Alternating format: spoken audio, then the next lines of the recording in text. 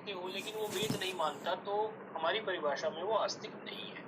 हमारी परिभाषा में आस्तिक जो है वो वही है जो वेद को मानता है।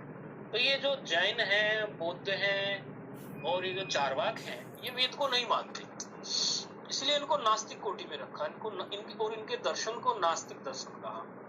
और हमारे जो समझो कि आपके न्याय है, वैशेषिक है, योग है, सांख्य है, पूर्व मीमांसा जिसको कर्मकांड भी बोलते हैं, उत्तर मीमांसा जिसको वेदांत बोलते हैं, ये आस्तिक दर्शन।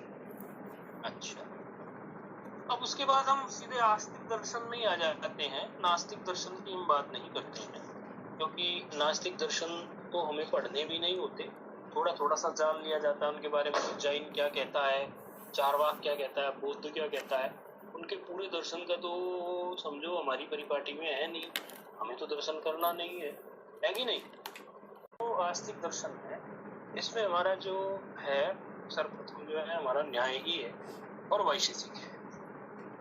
तो न्याय किसका है? गौतम का। और वैशेषिक किसका है? कणाद का।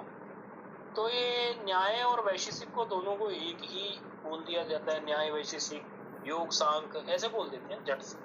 कारण उसका ये है कि इन दोनों में समानता है, न्याय में और वैशेषिक में समानता है, और आपके सांख्य और योग में समानता है। समानता माना अधिकांश 90-99%। इसलिए जब भी मुंह से निकलेगा किसी भी महात्मा के, तो न्याय वैशेषिक योग सांख्य ऐसे निकलता है। अब न्याय वैशेषिक का संयुक्त ग्रंथ जो है यह है तर्क संग्रह, जिसमें जो है न्याय का भी सिद्धांत ले लिया और वैशेषिक का भी सिद्धांत ले लिया, और एक शास्त्र रच दिया गया तर्क संग्रह। तर्क से मतलब कई लोग क्या निकालते हैं कि जैसा सामान्य भाषा में उन्होंने सुना होता है तर्क, तर्क का मतलब यही तर्क कुतर्क ऐसे नहीं, ये नहीं, ये तर्क का मतलब यहाँ पर नहीं, ये मत निकाल।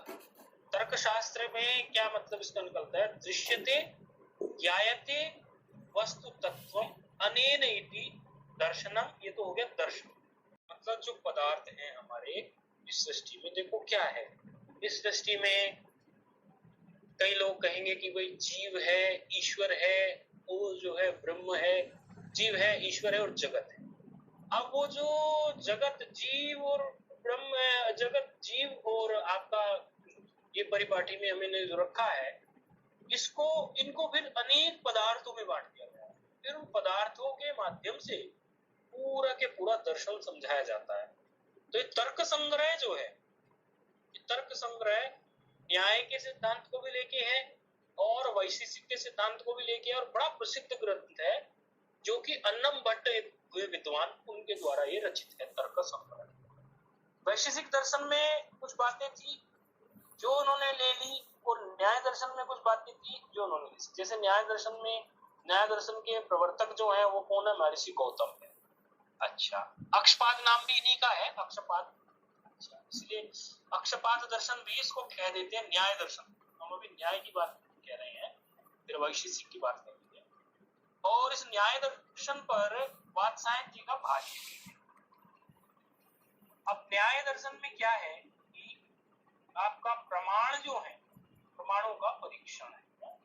प्रमाणेय अर्थ परीक्षणम, प्रमाणे इति न्यायः। प्रमाणों का परीक्षण जो है वो न्याय में है, जो भी प्रमाण हम देंगे। अच्छा, और वैशेषिक में क्या है? वैशेषिक के प्रवर्तक कौन है?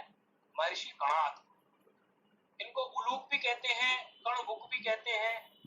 और उलूक कणभुक कहने के बहुत कहानियां हैं। कणभुक इसलिए कहते हैं जो कण खाते हो, वो उस तरह से जो बच गया अनाज जो है, जो बच गया आपके खेत में, समझो किसी ने गेहूं की फसल को काटा और फिर थोड़ा अनाज बच गया, तो पहले जो थे समझो कई लोग ऐसे होते थे जो उसी वृत्ति पर जीते थे, उसी से जो ले लिया अनाज बचा हुआ, जो रह गए बाल रह गई अनाज की बाली, तो उनको उठाया, कूट काट के उसने काम चला लिया।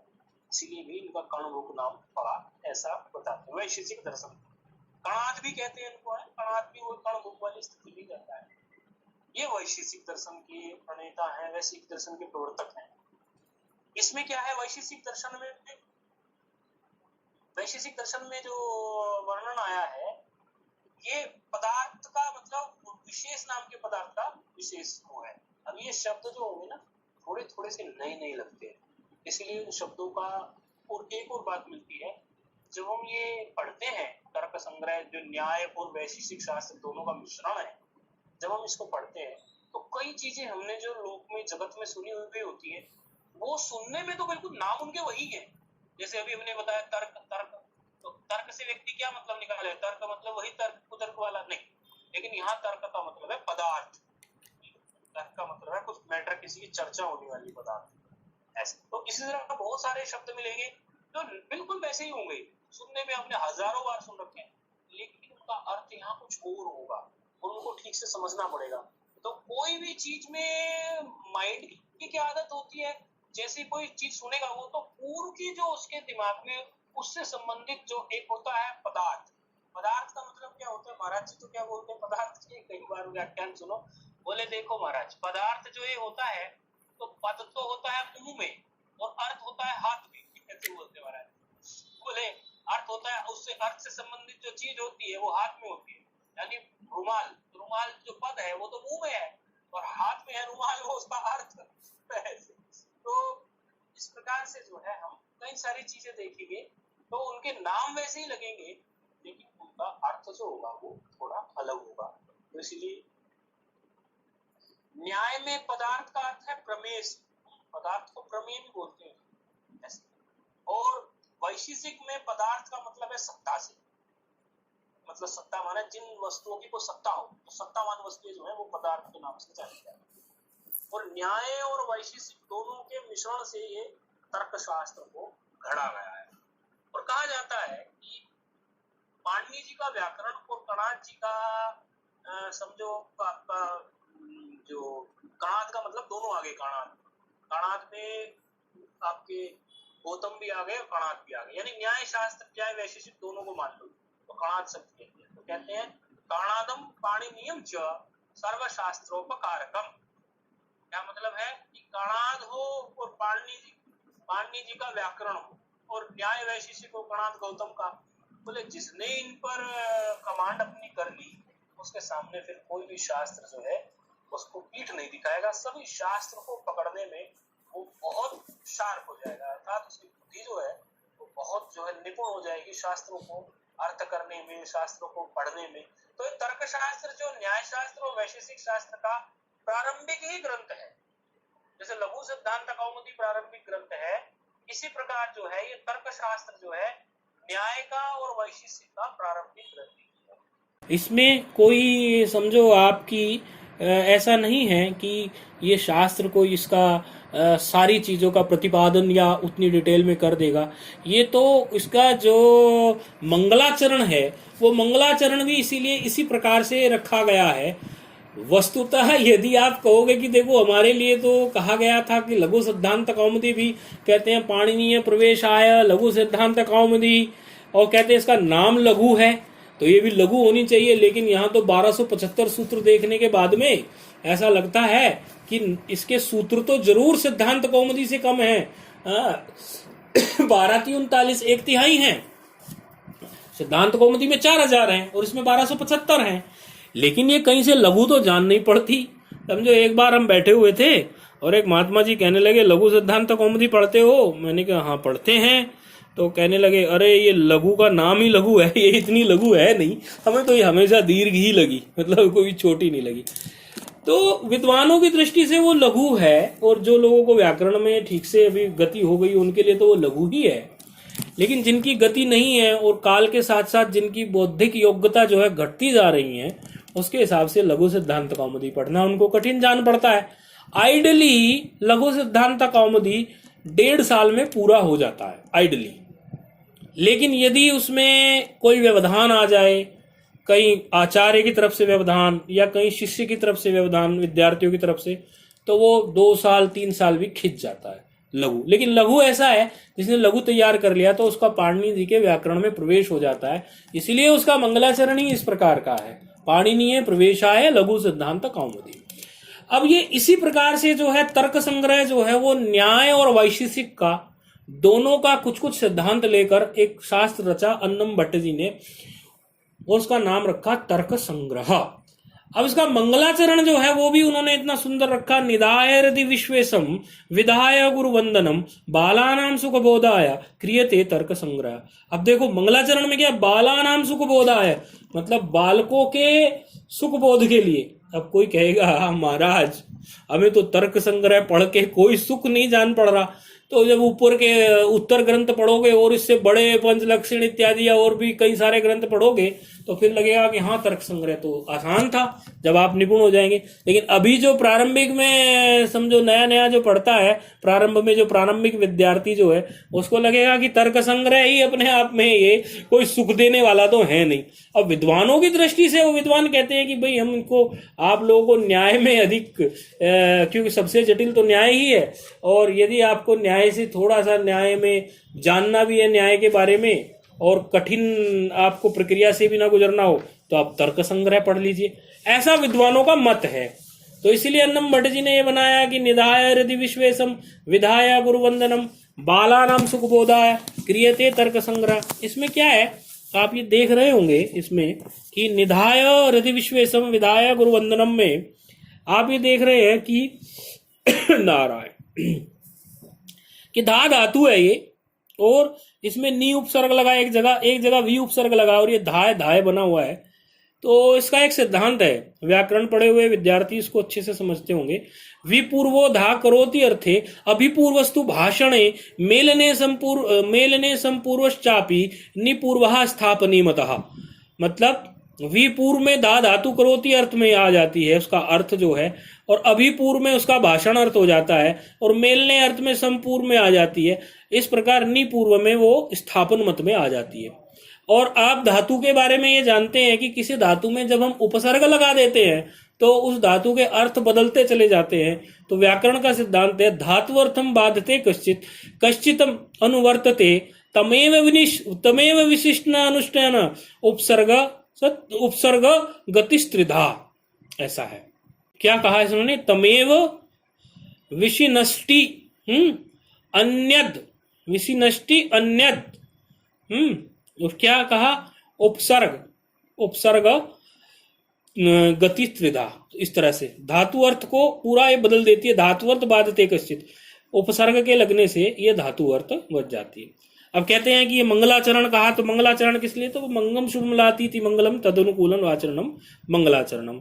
और कोई भी कार्य करने से पहले उसको मंगलाचरण होता ही है। समाप्ति कामो मंगलामाचरित प्राचीन न्यायिका, इस न्यायिकों का मत था, क्या था कि समाप्ति काम हो तब आप मंगलाचरण करो। लेकिन जो नव्य न्यायिक हैं, यानी जिन्होंने तर्क संग्रह इत्यादि जो नव्य न्यायिकों का ग्रंथ है, वो कहते हैं विघ्न ध्वंस कामो मंगलाचरित, कोई भी विघ्न ना आ जाए हमारे काम में, इसलिए आप जो है मंगलाचरण करें।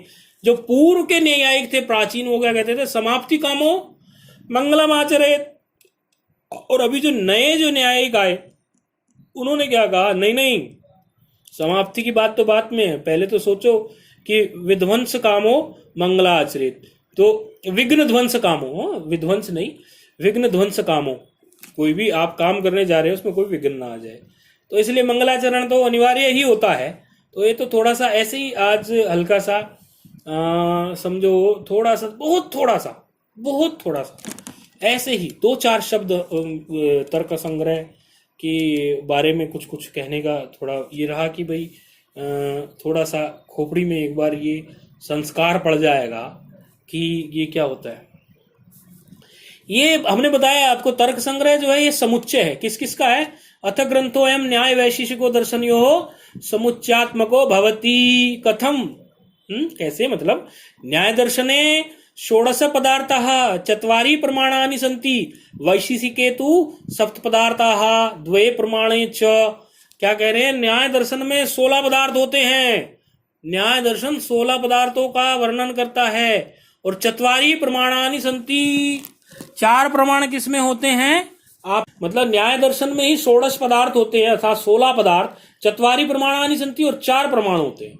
और वैशेषिक में क्या होता है, 7 पदार्थ होते हैं और 2 प्रमाण होते हैं।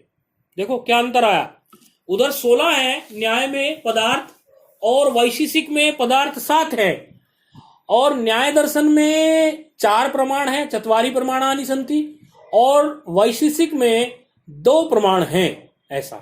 लेकिन ये जो ग्रंथ घड़ा गया अन्नम भट्ट जी के द्वारा, ताकि बालानाम सुखबोधाय, ताकि न्याय और वैशेषिक दोनों का ज्ञान हो जाए, उनके सिद्धांतों का पता चल जाए थोड़ा थोड़ा, उसके माध्यम से ये जो उसको माध्यम बना के जो ये तर्क संग्रह शास्त्र अन्नम भट्ट जी ने घटाया बनाया। इस शास्त्र में इन्होंने क्या रखा, प्रमाणों को 7 तो इन्होंने पदार्थ रख लिए और 4 रख लिए इन्होंने प्रमाण। अब इन 4 प्रमाणों में इन्होंने क्या किया, वैशेषिक के 2 और जो न्याय दर्शन के जो 4 थे वो भी आ गए और वैशेषिक के 2 भी आ गए। तो इस तरह से वैशेषिकों के प्रमाण का भी इसमें परिचय है और न्याय के हिसाब से 4 तो है ही। और जो 7 पदार्थ इन्होंने लिए अस्मिन ग्रंथे सप्त पदार्थाः, ग्रंथ में 7 पदार्थ हैं। तो 7 पदार्थ जो इन्होंने लिए उसमें न्यायिक के जो 16 पदार्थ थे, न्यायिका नाम 16 पदार्था नाम सप्तेशो अंतर्भूतया, ऐसा। उसमें जो है जो 7 पदार्थ जो इन्होंने लिए हैं वो 16 पदार्थ जो थे किसके, न्यायिक के, वो 16 पदार्थों को इन्हीं 7 पदार्थों में ही अंतर्भूत कर दिया। अर्थात इन 7 से ही आपको 16 पदार्थों का ज्ञान हो जाएगा। इसीलिए कहते हैं तस्मात् न्याय वैशेषिको भय दर्शनयो प्रवेशे उपयोगी। ठीक है। तो एक और शास्त्र है तर्क भाषा, उसमें केवल जो है न्याय का ही वो आरंभिक ग्रंथ है। ये न्याय और वैशेषिक दोनों का है और तर्क भाषा जो है वो केवल जो है न्याय का ही आरंभिक ग्रंथ है। और एक और ग्रंथ है इन्हीं विषयों से संबंधित मान मनोहर ग्रंथ है, वो केवल जो है वैशेषिक का है। मतलब कुछ लोग ऐसा भी पढ़ते हैं, तर्क भाषा को पढ़ते हैं केवल न्याय के लिए और मान मनोहर पढ़ते हैं उसको वैशेषिक के लिए, और मान मनोहर आगे वेदांत को ठीक से समझने के लिए अनुकूल भी पड़ता है। लेकिन फिलहाल हम तर्क संग्रह के बारे में ही थोड़ा बता रहे हैं कि ये तर्क संग्रह इस प्रकार से आपके न्याय के 16 पदार्थ और वैशेषिक के 7 पदार्थ को दोनों को मिक्सचर करके 7 ही पदार्थ रख लेता है तर्क संग्रह।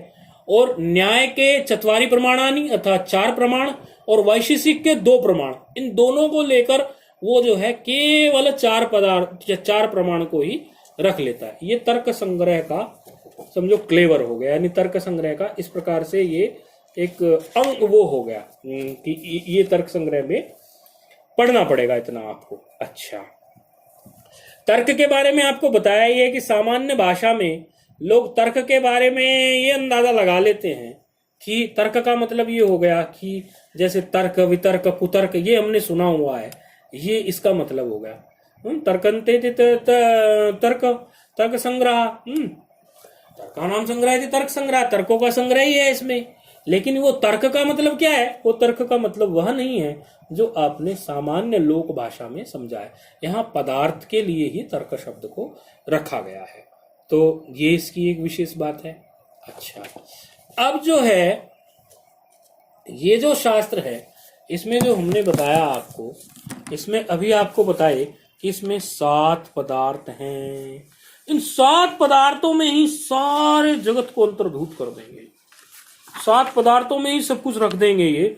फिर उन्हीं पदार्थों से फिर ये द्रव्य निकाल देंगे, उन्हीं द्रव्यों से फिर आगे ये गुण निकाल देंगे। मतलब ये 7 पदार्थों से कहानी रचेंगे अपनी तर्क संग्रह की, और उसमें आपको सब कुछ समझाने की कोशिश कर देंगे। इन्हीं 7 पदार्थों के अंदर अंदर अंदर अंदर अंदर अंदर ले जाकर आपको इन्हीं 7 पदार्थों से घुसा देंगे।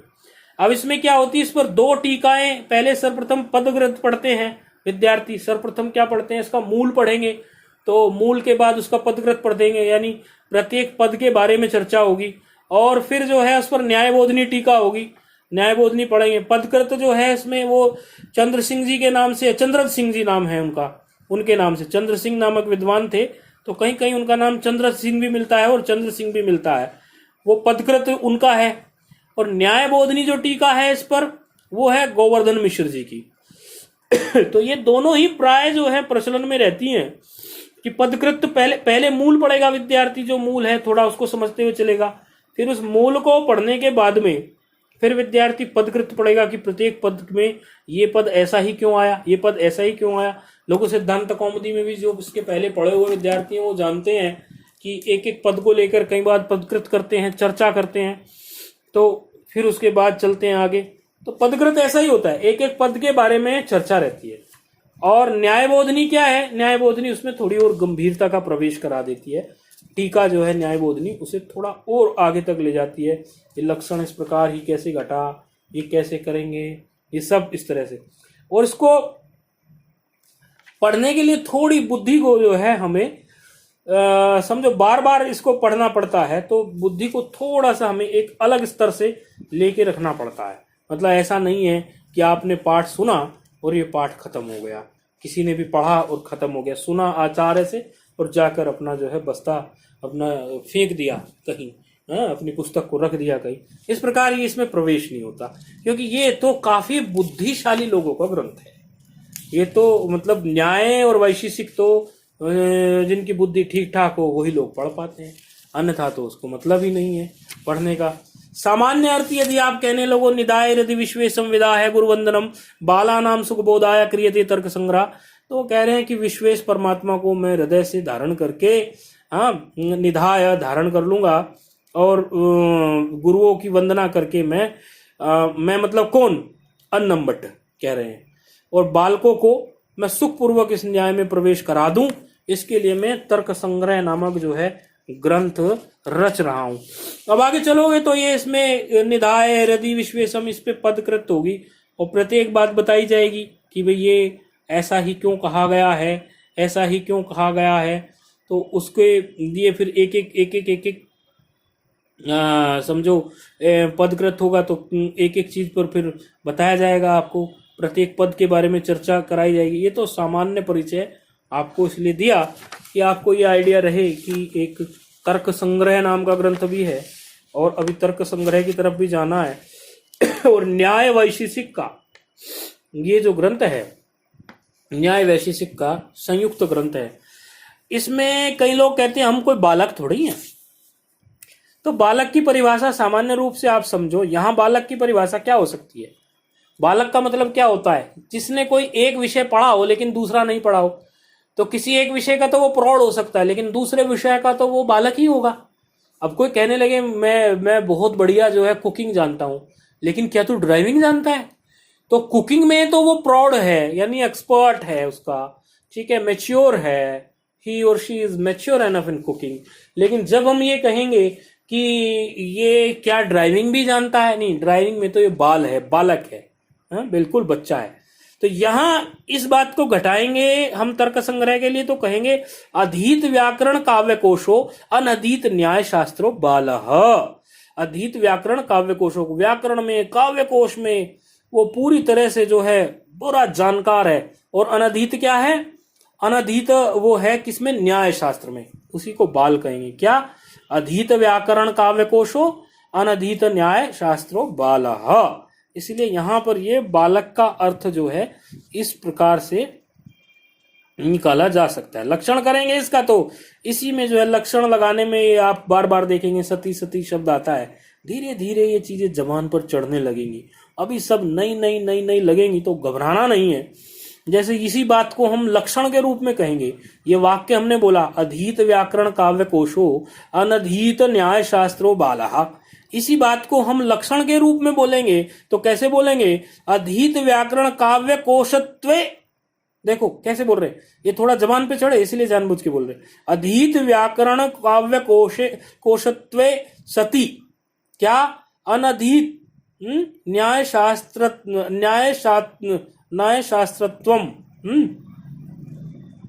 इस प्रकार इसको बालस्य लक्षणम, ये धीरे धीरे जबान पे चढ़ने लगेगा। तो ये तो हुई बात आपकी। अब ये सप्त पदार्थ जो हैं, ये सप्त पदार्थ कौन से हैं आपके? तो वो सप्त पदार्थ जो हमारे पास उपलब्ध हैं वो क्या है? हमारे पास सप्त पदार्थ उपलब्ध है, क्या कहते हैं? द्रव्य है, गुण है, कर्म है, सामान्य है, विशेष है, समवाय है, अभाव है। ये 7 पदार्थ है। द्रव्य गुण कर्म सामान्य विशेष समवाय अभाव सप्त पदार्थ। द्रव्य कुछ होती है चीज, गुण कोई चीज होती है, पदार्थ होता है, कर्म कोई पदार्थ होता है, सामान्य कोई पदार्थ होता है, विशेष कोई पदार्थ होता है, समवाय कोई पदार्थ होता है, अभाव भी पदार्थ होता है। ये सप्त पदार्थ है। इन सप्त पदार्थों में फिर कहेंगे कि ये जो सप्त पदार्थ है इनमें जो है जो द्रव्य लिया पहला हमने, तो वो द्रव्य कितने हैं? बोले तत्र द्रव्याणि पृथ्वी तेजो वायवाकाश काल दिगात्मा मनांसी नवैव। 9 द्रव्य हैं इसमें। जो आपने पहला ही जो शब्द बोला द्रव्य गुण कर्म सामान्य विशेष में जो आदि वर्ण, इसमें आदि जो शब्द है द्रव्य, वो कितने प्रकार के होते हैं? बोले तत्र द्रव्याणि। क्या कितने हैं? कि पृथ्वी तेज वायु आकाश काल आदि दिग बल आत्मा मनांसी नवेव। मतलब पृथ्वी है, वायु है, पृथ्वी है, आप है, तेज है, वायु है, आकाश है, काल है, दिक है, आत्मा है, मन है। ये 9 पदार्थ हैं। तो ये 9 जो हैं आपके द्रव्य हैं, पदार्थ नहीं। पदार्थ तो आपके अभी 7 बताए। द्रव्य पदार्थ के अंदर ये 9 हमारे जो हैं द्रव्य हैं। द्रव्य एक पदार्थ है, उसमें ये हमारे 9 द्रव्य हैं। और फिर द्रव्य से आगे हम बढ़ेंगे गुण में। तो गुण देखेंगे तो रूप रस गंध स्पर्श संख्या परिमाण पृथकत्व संयोग विभाग परत्व गुरुत्व द्रव्यत्व स्नेह शब्द बुद्धि सुख दुख इच्छा द्वेष प्रयत्न धर्म संस्कार 24 गुणा। 24 गुण हैं। तो इस प्रकार से इस शास्त्र को जब लेके चलेंगे तो उसमें इसके अंदर घुसते चले जाएंगे। क्योंकि पहले हमने 7 पदार्थ लिए, फिर उन 7 पदार्थों का विवेचन किया कि द्रव्य कितने हैं, तो द्रव्य बता दिए हमने 9। फिर गुण की तरफ बढ़ गए, बोले गुण कितने हैं? बोले 24।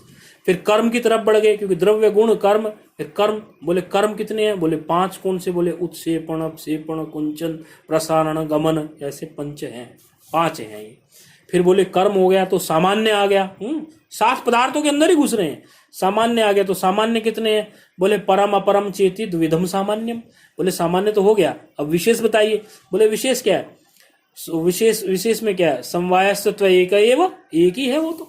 अच्छा, बोले फिर क्या है? आप विशेष तो बता दिया, अब आप जो है समवाय बताइए। नहीं समवाय, सॉरी विशेष तो हम वो समवाय बोल गए, हम समवाय से एक विशेष छोड़ दिया बीच में हमने। विशेष तो क्या है? ये तो नित्य द्रव्य वृत्ति है, विशेष अनंत है, विशेष है। तो फिर समवाय क्या है? बोले एक ही है। बोले अभाव बता दीजिए। बोले अभाव यहाँ पे 4 है। अभावश्य चतुर्विधा, प्राग भाव, प्रध्वंस भाव, अत्यंता भाव है और अनन्यो भाव है। तो इस प्रकार हमने ये 7 पदार्थों का नाम ले लिया, ठीक है। उसके बाद जब 7 पदार्थों का हम नाम ले लेंगे, 7 पदार्थों के नाम लेने के बाद में फिर से लौटेंगे। कहाँ लौटेंगे? हमने जो 9 द्रव्य बोले थे, नवैव द्रव्याणि, उसमें सर्वप्रथम पृथ्वी था। तो फिर पृथ्वी की तरफ बढ़ेंगे। पृथ्वी चीज क्या है, इसके लक्षण क्या है, कैसी होती है। फिर उसी में वापस लौट रहे हैं हम। देखो वहां से चलाई फिर बात, फिर वापस लौट गए। फिर पृथ्वी जो हमने बोला, पृथ्वी के बाद दूसरा हमारा क्या आ गया था? आपहा। बोले आपहा क्या होता है, इसके लक्षण क्या होता है, इसका स्वरूप क्या होता है, आपहा के बारे में आएंगे। तो जो हमने 9 जो हमने समझो यहाँ पर द्रव्य बताए थे, उसमें पृथ्वी हो गया, आपहा होगा, फिर तेज आ गया, फिर वायु आ गया, फिर आकाश आ गया, फिर काल आ गया, फिर दिग आ गया, फिर आत्मा आ गई, फिर मन हो गया। इन सब के फिर लक्षण करते हुए चलेंगे। तो इस प्रकार शास्त्र के अंदर घुसते चले जाएंगे, धीरे धीरे धीरे धीरे, और थोड़ा पढ़ाएंगे तो शास्त्र पकड़ में आ जाएगा। ऐसी कोई कठिन बात नहीं है। आज तो इस बात को ही समझ लिया गया है कि कोई तर्क संग्रह नाम का शास्त्र है, जो कि न्याय और वैशेषिक दोनों का समुच्चय है। अर्थात न्याय और वैशेषिक की जो चीजें हैं वो उसी में जो है आ जाएंगी, और उसी को पढ़ने से जो है हमारा न्याय और वैशेषिक का हमें किंचित ज्ञान, अर्थात जितने की हमें अभी जरूरत है उतना ज्ञान हमें हो जाएगा। तो ये थोड़ा सा आज हमने ये इसके बारे में बताया। ओम नारायण।